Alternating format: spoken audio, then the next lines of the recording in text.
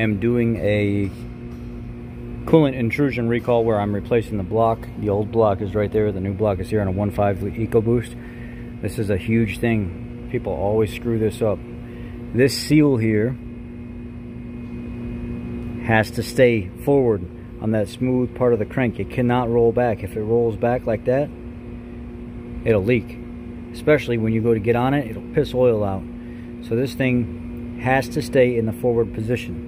The part number for this is BE8Z6700 Bravo. This is how it goes in there. It's like so. And then you'll start one corner, like this here.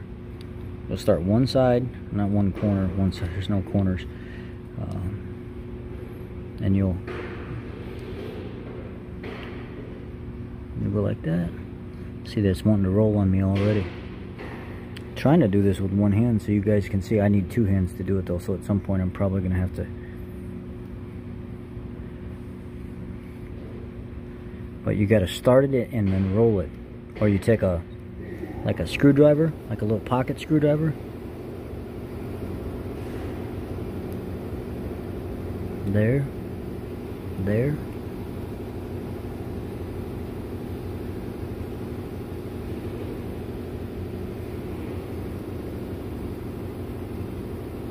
See, it's starting to come out right there. Let me straighten it out real quick. Alright, straighten it out. Push the seal back. You can see it's still kind of trying to come forward a little bit down here on the bottom. Let me roll that part in. Alright, you can see how I've got the bottom part rolled in. Now I'm going to continue on around. Just for reference, what I was doing is I was just taking the corner of this just real nice and easy. And I was just running it.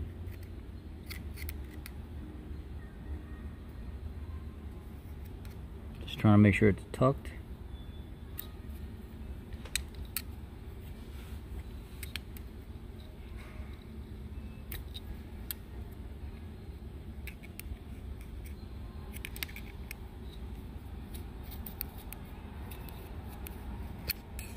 And it should look like this.